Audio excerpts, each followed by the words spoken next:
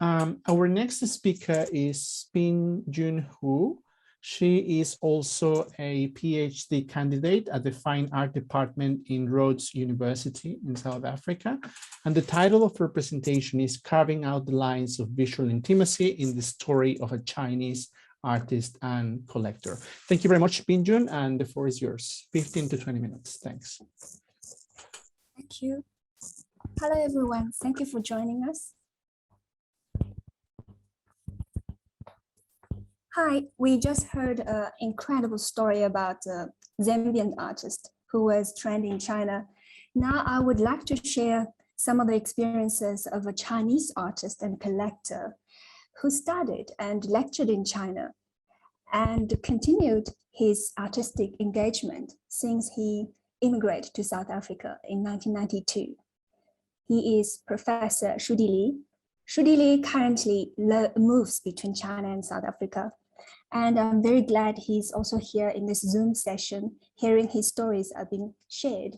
Thank you so much for your support.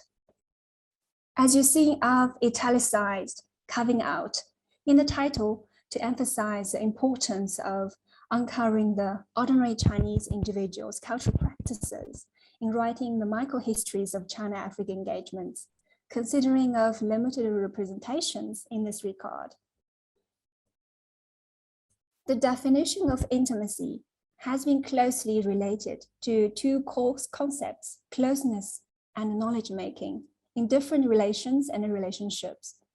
Based on a very brief biographical study, interwoven with visual analysis of some of Shudi Li's print collections and his artworks, I will uncover his encounter with artists such as Tiehua Liu, one of the primary artists in the Chinese modern woodcut movement from 1930 to 1940, as well as his engagement with the South African artist Edith Bukani. Through the eyes of Shudi Li, I attempt to demonstrate a way of seeing that could shed light on the dimension of the obscured, dispersed, individual, and spontaneous spaces of visual intimacy embedded in the China-Africa relations. I will explore the ways visual intimacy is performed and enabled by the agency of knives in art making and art appreciation by Shudi Li. Shudi Li was born into an art educator's family in Kaifeng, Henan province in 1954. Under the influence of his parents from an early age, Li has exhibited a strong interest in graphic art books imported from the West that were not commonly available at that time in China. During the Chinese Cultural Revolution, Li's father was victimized as a right-wing artist due to his cartoons of anti-bureaucracy published in a newspaper. Being identified as a child from a compromised background, he was alienated by his peers. Because of his artistic talent in graphic art making, drawing revolutionary posters of Mao's thought for the school established a path for him as a silent observer in a hostile environment. It was at that time that he picked up a knife and started to carve Mao's profile, which was ubiquitous in posters. The process of physically manipulating a knife in response to the materiality of the wood generated a diverse reaction in the wood, which intrigued him. Since then, the use of the knife has started a lifetime of conversation with different materials and people in printmaking and art collecting, as shown in figure 2 and 3.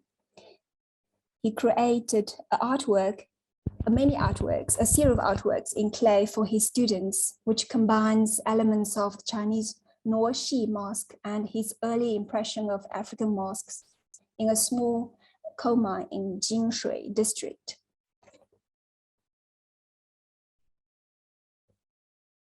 He recalls, quote, "From carving wood blocks, including carving Mao Zedong's profile, I began to appreciate this form of art," end quote.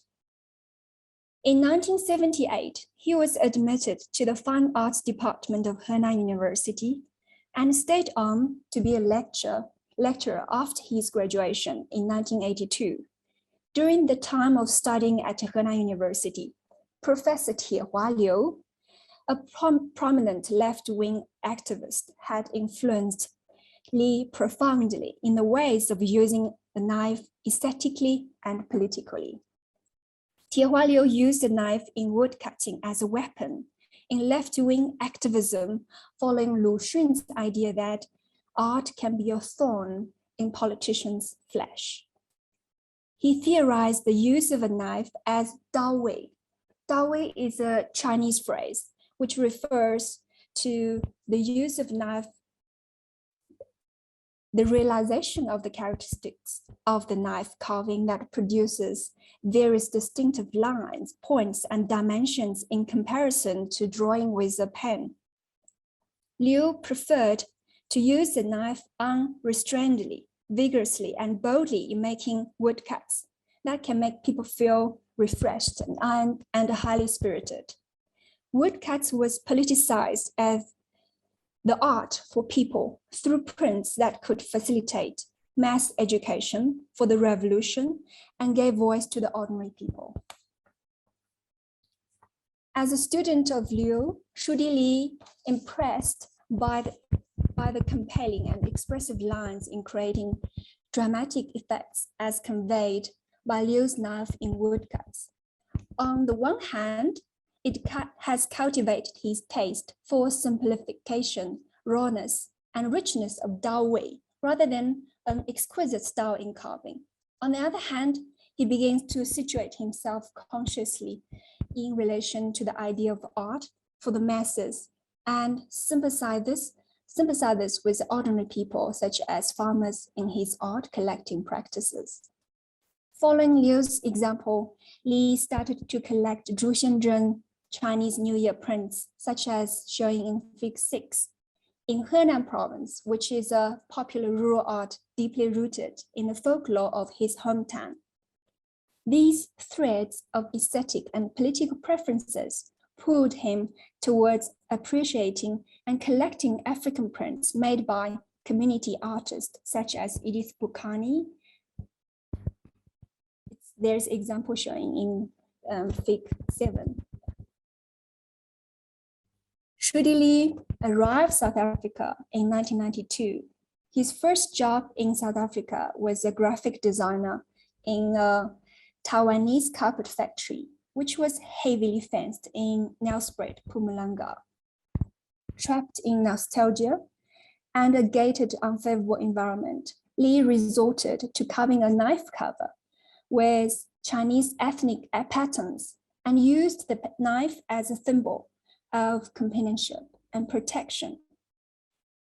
The use of the knife not only provides a restorative reach to his memory of carving experiences in China, but also underpinned his new life in South Africa. It empowered him to penetrate the physical barrier within the factory and vulnerability in his employment. It opened a door to the vitality of the local communities facing him. He began to explore the rural culture in South Africa and even observed a healing ceremony by witch doctors in a neighboring village. These experiences have grounded his understanding of community-based artists like Edith Bukani. The South African artist Edith Bukani grew up with migrant parents in search of employment as farm laborers in the Eastern Cape. Similar to the context of China, the politicized nature of printmaking has been featured in the recent art history of South Africa since the 1960s.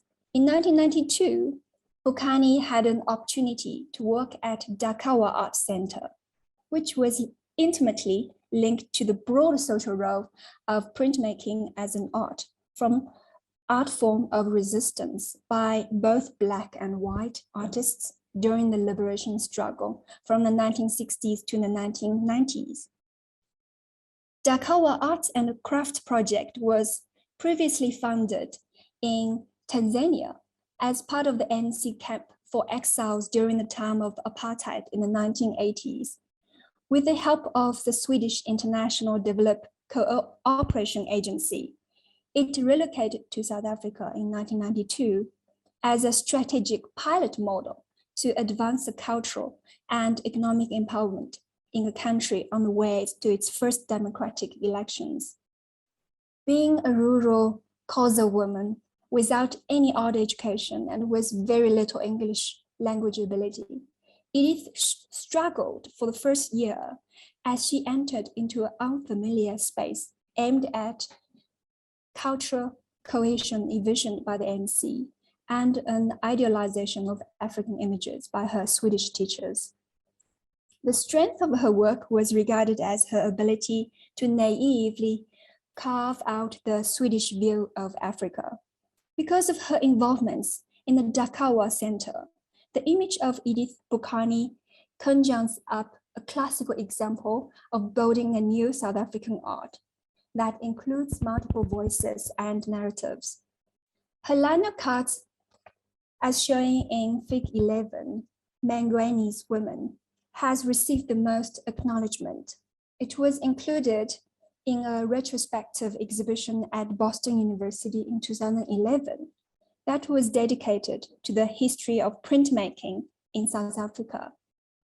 In these narratives, Bukani is seen as the emergent rural female artist who is taking charge of her life in a new South Africa. However, Bukani did not even know about the exhibition until I informed her last year. Her own stories of her works and her feelings of printmaking are silenced in the North-directed discourse. Shudi Li and Bukani met at the South African National Arts Festival in Makhanda, 2019. It was a brief random encounter for about an hour. Li carefully studied all the artworks of Bukani on display and listened to her stories of prints in detail. Their photo and Bukani's prints were placed center stage on his Chinese platforms. Li has continued to support her artistic creations since then. When he saw how Bukani creatively carved on recycled Mali floor tiles to replace expensive lino boards during this COVID pandemic, he was very intrigued. These tiles provide the surface that can be cut into when heated. Liu was very interested in the different visual effects produced by the Mali tiles, as shown in Fig 14. Bukani's image in the eyes of Li has conveyed a message beyond being a footnote of empowering Black female artists in a transforming South Africa. She represents the part of the South African art dynamic from its grassroots after the apartheid. The spirit of resilience and emotional rawness of her life infuses the rich surface of the Mali tiles with bold lines and strength. When Liu was interviewed, he considers his observation of contemporary African art as, quote, 30 years of emotional accumulation of being in the context of South Africa. Without the fundamental sentimental attachment, conversations about its art would be ungrounded, end quote. Influenced by collectors like Li, Bukani begins to come to terms with the meaning of printmaking in her life as a way of being herself, and is eager to claim her own voice ever since. Figure 15 shows Bukani at home holding her artwork of a cross expressing blessings to Shudi Li. For both Li Shudi and Edith Bukani, using enough in art creations has constructed their connection to each other. Printmaking emphasized the feeling of working with a knife, the textural reaction of wood being carved. Bukani's mood is recorded in her arm movement in the carving of the lino cat, as shown in Figure 16. This is appreciated as Daowei by Shudi Li. His experiences in China cultivated his taste for the intense stylistic boldness which he finds in Bukani's artworks. The artwork beads, as shown in Fig 17, gives people a simple and sincere impression. The strong black, white, and gray rhythmic relationship outlines her idiosyncratic patterns, resulting in a surface where it is simply woven, stitched, or bound together with a mass enveloping marks.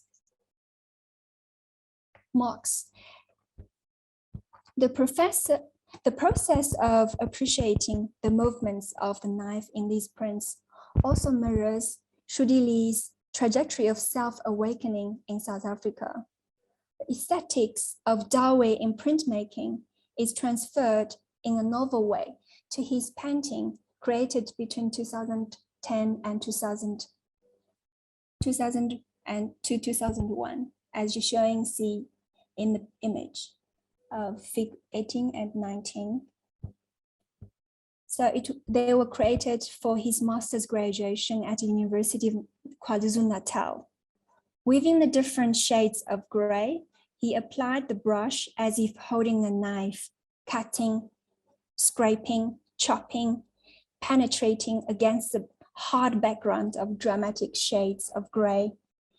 These textured traces, marks, patterns anchored to the rocky surface create a dramatic and bold undertone of coldness, heaviness, rawness, and resilience that closely resembles his life trajectory. I would like to end my presentation with a quote from poet Naomi Shihab. She contends that a poem can hold you in its space, and you don't have to explain it, you just hold it, and it allows you to see differently. The agency of the knife carves out the lines of visual intimacy and holds images of two individuals in the cells, whose stories are often invisible in the shade. Thank you.